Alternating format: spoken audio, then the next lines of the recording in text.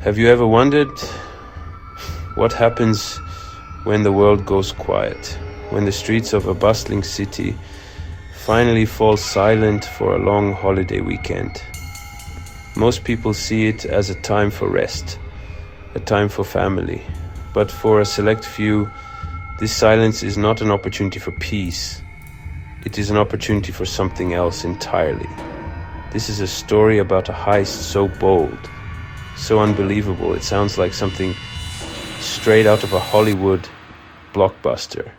But this isn't a movie. This was real. While London slept, a small group of men gathered. They were not your typical criminals. Older, seasoned, past their prime.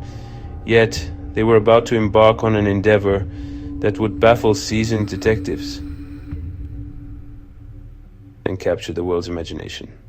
The target was in the heart of London's Diamond District, Hatton Garden, a place thought to be a fortress, designed to protect the treasures of the city's wealthiest. They believed they had the perfect plan, a blueprint for the crime of the century. But as with all grand schemes, the devil is always in the details. This is a tale of ambition, of greed, and of the thin line that separates a mastermind from a fool. Prepare yourself, because this is the heist that absolutely no one saw coming. The Easter weekend began.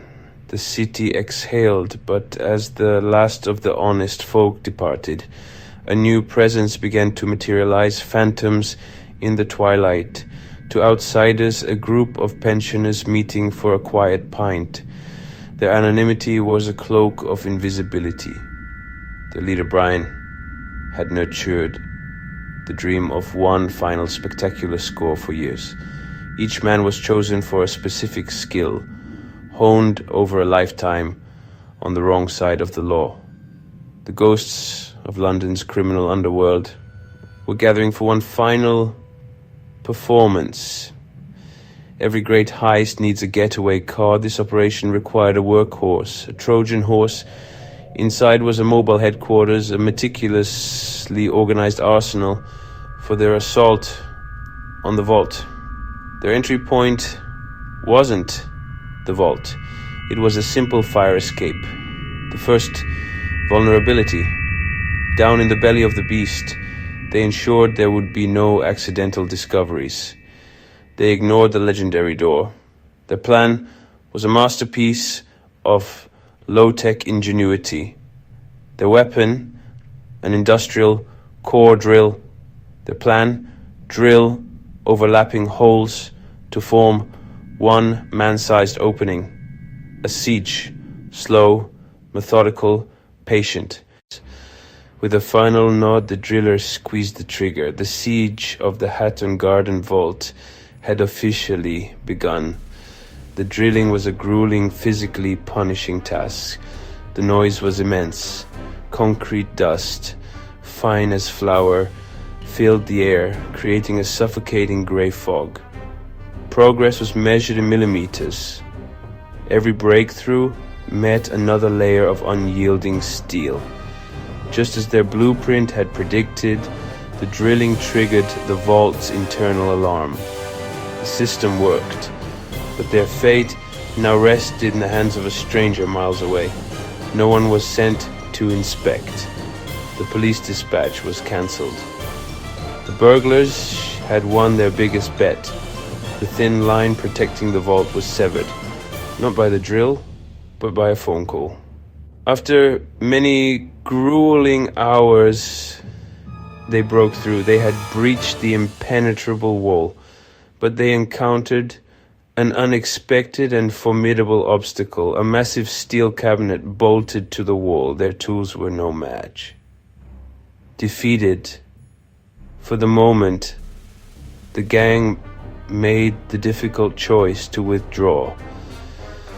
This was not the end. It was merely an intermission. They would return to finish the job. For the gang of elderly thieves, this was the night of reckoning.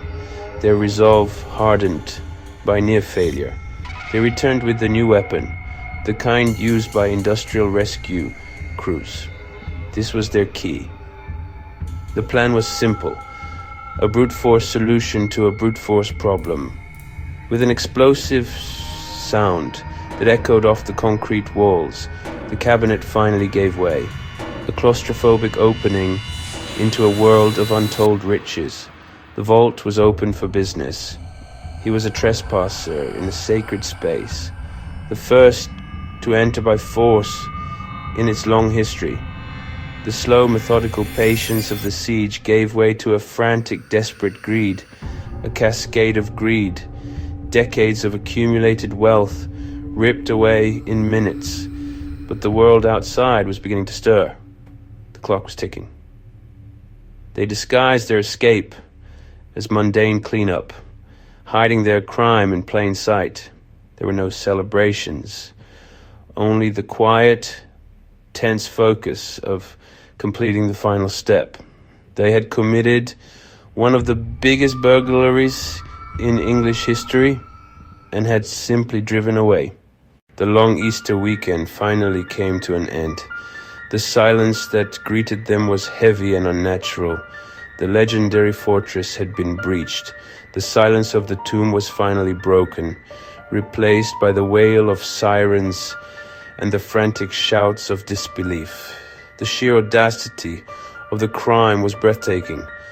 The authorities were completely baffled. Their biggest oversight was the sheer proliferation of surveillance cameras. The van became a digital breadcrumb. Their overconfidence led to another mistake. Careless talk. The police planted bugs, and what they heard was gold.